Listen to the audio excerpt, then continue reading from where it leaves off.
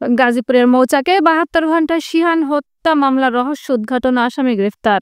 মেহরাব হোসেনের তথ্যচিত্রে বিস্তারিত থাকছে প্রতিবেদনে। মৌচাক বাসস্ট্যান্ড এলাকায় 12 ডিসেম্বর ছিনতাইকারীদের ছুরিকাঘাতে ইস্ট ওয়েস্ট ইউনিভার্সিটির শিক্ষার্থী তাজভির হোসেন শিহান ঘটনাস্থলেই নিহত হন।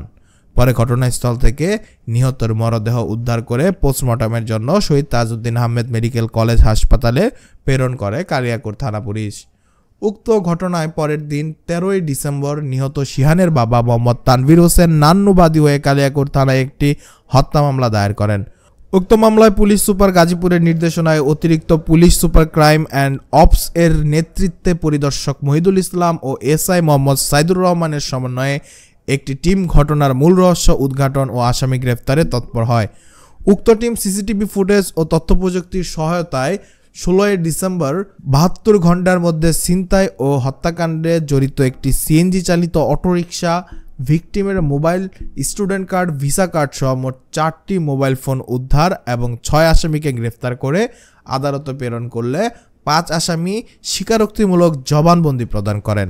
গ্রেফতারকৃত আসামিরা হলেন মোহাম্মদ সরওয়ার হোসেন শাহরু, তিনি একজন তাকুয়া পরিবহনের ড্রাইভার, নাজিম উদ্দিন, তিনি একজন সিএনজি চালক, এবং সাইফুল ইসলাম, তিনিও একজন সিএনজি চালক, এবং মোহাম্মদ জুয়েল, তিনি পেশায় একজন আজমেরি বাসে হেল্পার, মোহাম্মদ মিলন, তিনি পেশায় একজন তাকুয়া পরিবহনের স্টাফ।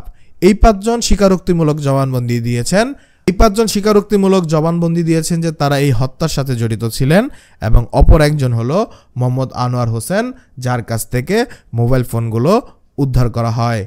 অপর একজন হলো মোহাম্মদ আনোয়ার হোসেন, তিনি মোবাইল ফোন ক্রয় বিক্রয়ের সাথে জড়িত ছিলেন, চা দোকানদার, এবং পুলিশ সূত্রে জানা যায় গ্রেফতারকৃতরা পেশাদার ছিনতাইকারী, গাজীপুরের বিভিন্ন স্থানে পূর্বেও বেশ কিছু ছিনতাইয়ের সাথে জড়িত থাকার কথা স্বীকার করেছেন। ছিনতাইকৃত মোবাইল ফোন নিয়ে তথ্য প্রযুক্তির সহায়তায় আমরা কাজ শুরু করি। কাজ করার এক পর্যায়ে আমরা আসলে সকল আসামিদেরকে শনাক্ত করতে সম্ভব হই এবং শিহানের কাছ থেকে যে শিহানের মোবাইল ফোন, এই মোবাইল ফোনটা আমরা উদ্ধার করতে সক্ষম হই। সেই মোবাইল ফোনটা ছিল আনোয়ার হোসেন নামে একজন আসামির কাছে, সেটা আমরা উদ্ধার করি। এছাড়াও শিহানের কলেজের কার্ড, এটিএম কার্ড, তারপরে আরো 2-1টা কার্ড ছিল, সেই কার্ডগুলো আমরা উদ্ধার করেছি। এই হত্যাকাণ্ডে এবং ছিনতাই কাজে ব্যবহৃত 2টা চাপাতি এবং ছোরা, এটাও আমরা উদ্ধার করেছি। এই ঘটনার সাথে জড়িত মোট 6 জন ব্যক্তিকে আমরা তদন্তপ্রাপ্ত 6 জন ব্যক্তিকে আমরা গ্রেপ্তার করি এবং তাদেরকে বিজ্ঞ আদালতে উপস্থাপন করলে তারা বিজ্ঞ আদালতে গতকাল 6 জনের মধ্যে 5 জনই নিজেদের দোষ স্বীকার করে স্বীকারোক্তিমূলক জবানবন্দি প্রদান করেছেন। আচ্ছা, এই বিষয়ে দ্রুত কাজ করতে সম্ভব হয়েছে আমাদের। গত 12/12/2024 তারিখে ভোর অনুমান 5 ঘটিকার পরে হত্যাকাণ্ডটা ঘটে ছিনতাই বশত। হত্যার পরে ছিনতাইকারীরা যা ডিসিস্টের যে মোবাইলটা নিয়ে গিয়েছিল, সেই মোবাইলটা ব্যবহার হতে থাকে। ব্যবহার হইলে আমরা ওই মোবাইলকে ট্যাগ করে বা শনাক্ত করে আমরা আনোয়ার হোসেন নামের একজনকে গ্রেপ্তার করি। তার কাছ থেকে আরও 4টা ফোন পাওয়া যায়। তার দেওয়া তথ্যের মধ্যেই যে ছিনতাইকারীরা তাকে ফোন বিক্রি করেছিল, ওই বিক্রিত ছিনতাইকারীরাই কে কোথায় ছিল আনোয়ারের শনাক্ত মতে আমরা তাদেরকে পর্যায়ক্রমে এক এক করে গ্রেপ্তার করি। আনোয়ারকে তার দক্ষিণ সানলা জয়দেবপুর মহাসড়কের ময়মনসিংহ গাজীপুর মহাসড়কের পাশে তার একটা চায়ের দোকান আছে, সে মাঝে মধ্যেই ছিনতাইকারীদের এইরকম মোবাইল কেনাবেচা করে।